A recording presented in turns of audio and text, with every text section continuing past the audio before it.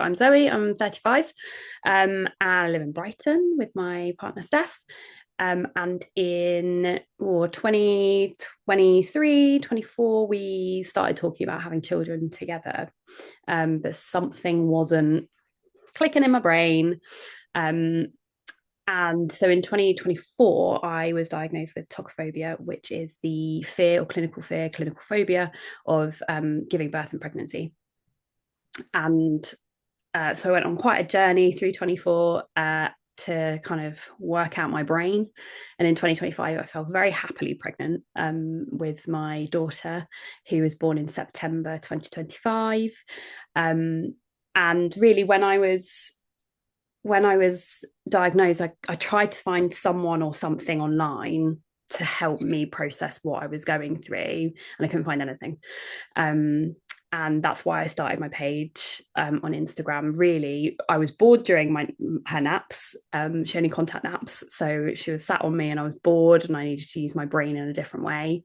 Um, but also, throughout my journey, I really struggled a little bit because I didn't like the fact that I think I'm quite an outgoing person, and my day job is advocacy work. I work in a students' union and I champion the voice of students. So I'm pretty good at fighting for myself and fighting for what I need. And I did that. But I felt very uncomfortable that just because I had a voice, lots of people in my position weren't able to get the same care that I got. And my partner said to me throughout this process, I don't care about other people. I just need to get you through this. And if at the end it means that we spend the rest of our life fighting for other people, then we will do that. So this is money where my mouth is, and we're fighting for other people with tokophobia who maybe don't know to have it or don't know what to do, and really just trying to, I don't want to say normalize it because it is difficult living with it, but know that people aren't alone and that it's not as isolating as it can feel. But hopefully I can talk about it a little bit more and just get the word out there. Yeah, that's it. That's who I am. It's hard because I sort of always knew that I wanted to start a family, but I kind of describe it as this push pull. My head was saying, no, you can't do that. And my heart was saying, but you want to have a family. And it was really difficult for me to kind of navigate that. And I felt very strange, and I kind of touched on my fears with some other people, like, oh, I'm a bit worried about it or a bit scared of giving birth. I will say I wasn't worried about being pregnant necessarily. Mine was mostly to do with birth fear, and that is because of a number of different triggers that I'm happy to talk about I talk about it quite a lot on my page of kind of what triggered my tokophobia. It wasn't just one thing, it was a bunch of things. um but I had this like kind of push pull, and I didn't really know where I was going. And I think when you talk about having birth fear to a lot of people, you're just dismissed straight away, like, oh yeah, everyone's scared of birth. It's not being scared of birth, it is a genuine phobia. It's like telling someone who's got a phobia of spiders that, oh yeah, everyone's scared of spiders, or heights. Oh yeah, everyone's scared of heights. Yeah, of course everyone has a little bit of fear about heights and spiders. Well, maybe not spiders, but there's always a little lurch. But having a phobia is so different, and you're always dismissed as like, oh yeah, everyone's scared. And I didn't feel like I was normal. I didn't feel motherly. I didn't feel like I was a normal mum, because when I thought about a vaginal birth, which I believed was the only way that I could have a child, you're kind of just dismissed as not motherly. You should want that like all natural home birth, with no pain medication. Like, I feel like that is put on a pedestal. And so for me, it was just out of the question. It just wasn't something I could do. I couldn't see myself doing it, but I knew I wanted to start a family. So I really had this push pull in my brain, which is why I started therapy, and which is where that journey started for me. But living with it now that I've done it, I think the one thing that I struggled most with was hearing birth stories. And people are just very willy-nilly about it. If you've given birth, you want to share your story with people, and I understand that. But for someone with tokophobia, that is the most triggering thing in the world, because you very rarely hear someone say, my birth experience was perfect. It was exactly what I wanted and exactly what I needed. You often don't hear that, or at least in my experience. Maybe that's my brain going, no, everyone you've heard is not.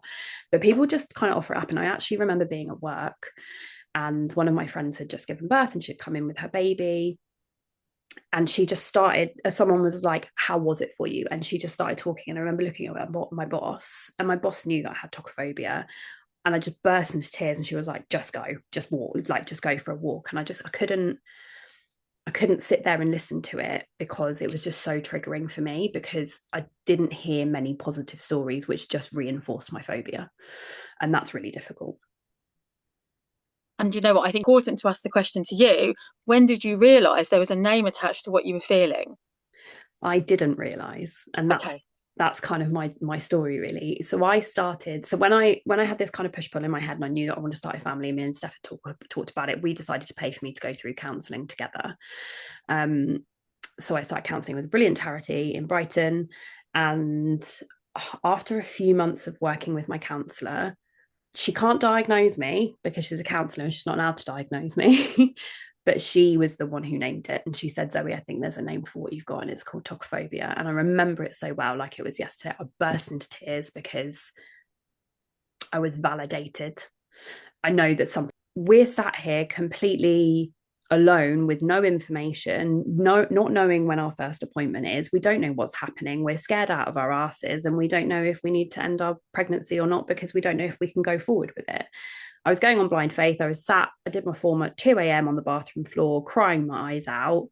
And then I emailed Lynn, and I just had to hope. And then my letter came through, I think at week 6 or 7, and it said, your midwife is Lynn. And I want to cry thinking about it now, because I've never felt more supported in that moment, because it was that first piece of the puzzle that fit for me. It was the first time I could trust that the people who said that they were going to do what they were going to do did what they were going to do.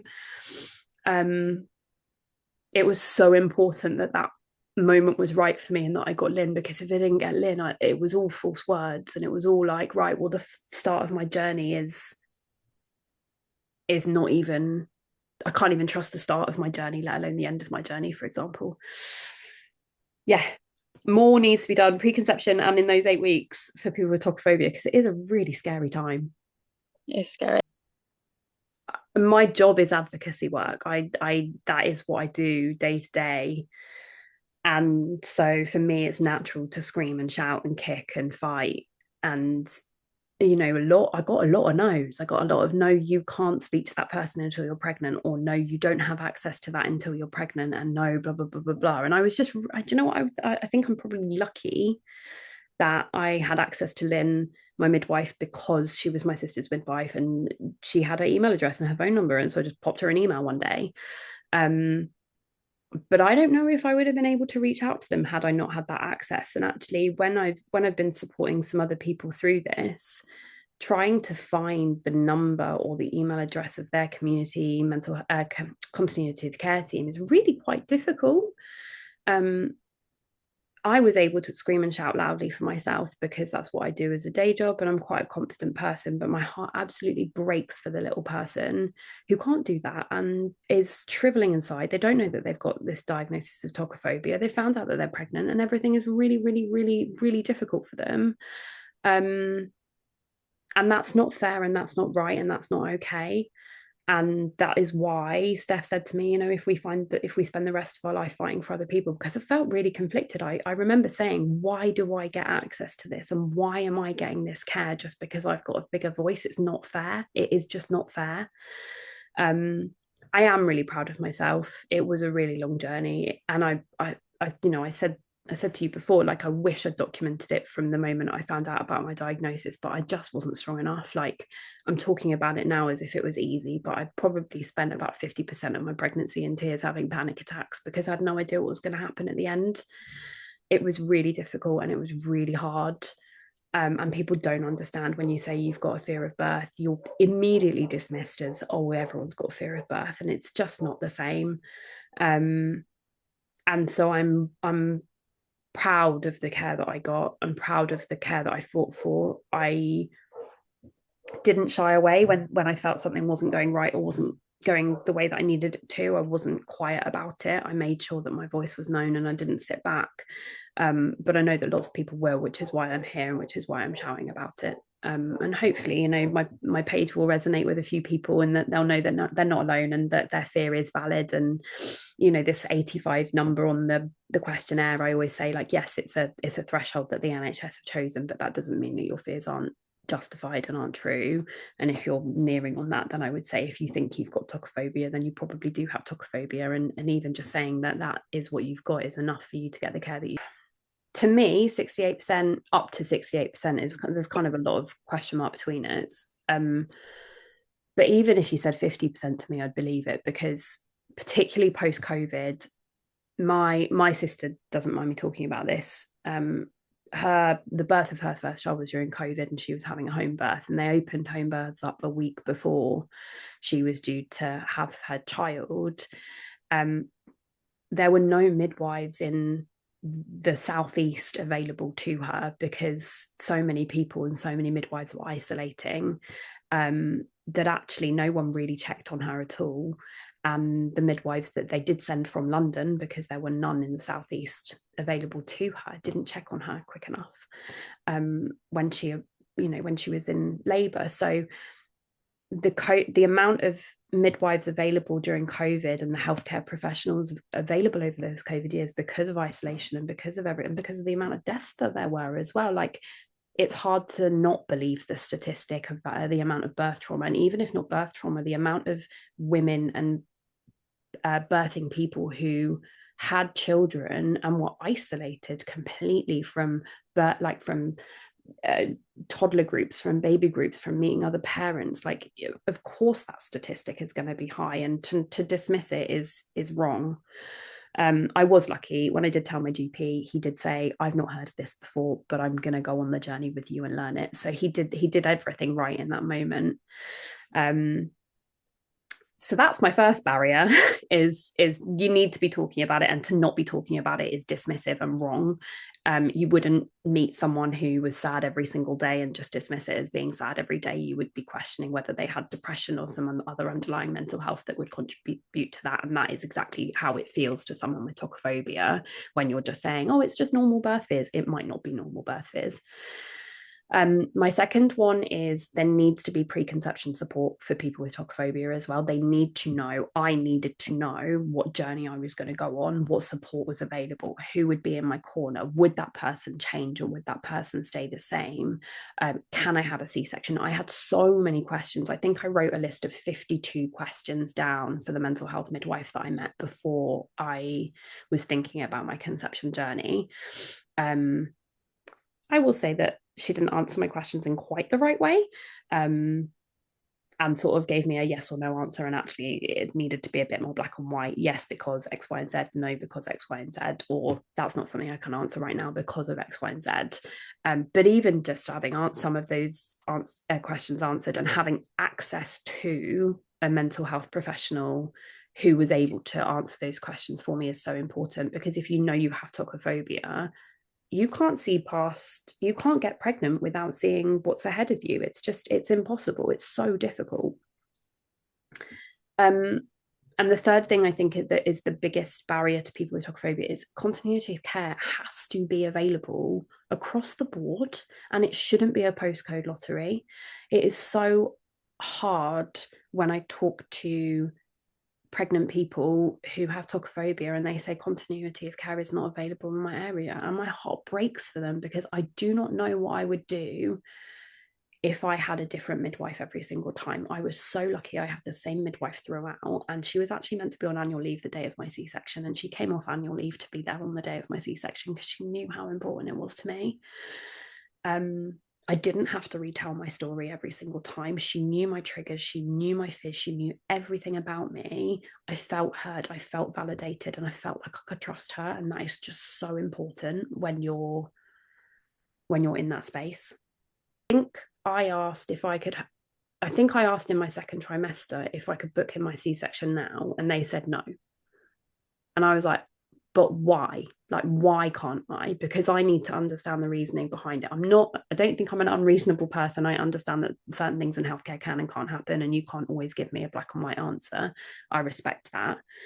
But you can explain to me why that's a no. And the reason that it's a no is because they were like, well, things might change with your pregnancy that mean that you need a C-section for a different reason. It's not that it's not you can have a C-section, it's that booking it in now isn't appropriate for you. And I was like, okay, fine. When's the earliest that will happen, just so I can get it in my brain? But even just explaining something helps build up that trust. And I think the way that I've explained it to the people who've reached out to me is every time something goes right, another piece of a little jigsaw puzzle is added. And having tokophobia, you're going into it completely blind with no trust at all. And you just have to trust. You have to put your trust in something that you just haven't got any trust in. You're going in blind faith, basically. But every time something happens that is either above and beyond or something works out that you didn't think would work out, that's a piece of the puzzle that is then fit together. And every time that happens, even if it's as little as we're moving your appointment a week forward because we think you need it, fantastic, thank you, that's exactly, or we're going to give you a phone call tomorrow morning because we are worried about you, wonderful. I'm telling you that your appointment has been cancelled for this reason, thank you. Do you know, even those tiny little things build up that puzzle that meant by the end of my pregnancy I was ready for my C-section, because I was like, okay, actually everything that my team said would happen has happened. Everything that they said wouldn't happen has happened, you know, even to the point of they can't control it if I go into labor early. And that is like the most terrifying thing for someone with tokophobia, because most people go forward with a C-section. But I was like, but what happens if I go into labor early? And my midwife was like, I'm going to write your name in really big in the MAU, the maternal triage unit. If you call them, they know your name, and you go in and you do not leave hospital until you've had your C-section. And I was like, I'm worried that they'll send me home if my contractions aren't. And they were like, they are not allowed to send you home. And she took a photo of my name on the board with "do not send home" next to me in big letters. And there were a couple of occasions where I called up the MAU during my pregnancy, because I did have, I've got OCD as well. And I called up MAU and I was scared and worried. And they were like, oh, you Zoe, blah, blah, blah. And I was like, yeah. And they're like, oh, yeah, we've got your name on the board. And just even that conversation just felt so validating. I was like, okay, they know who I am. They know this is important to me. They know how scared I am. And it was all of these little jigsaw pieces that put together. And it's those tiny little bits of trust from your team that are just so important. So for me, I had an amazing mental health lead. I had a brilliant midwife who promised me that she would be my midwife when I got pregnant. She said to me, because I'd met Lynn before, she said, when you get pregnant, email me, fill in your NHS form and say you want to be under continuity of care, and I will be your midwife. And this is again where there's maybe needs to be more done. I talk about preconception support, but actually those first, like, I don't know, 4 to 8 weeks where you're pregnant but you haven't got your midwife appointment yet, they are so scary.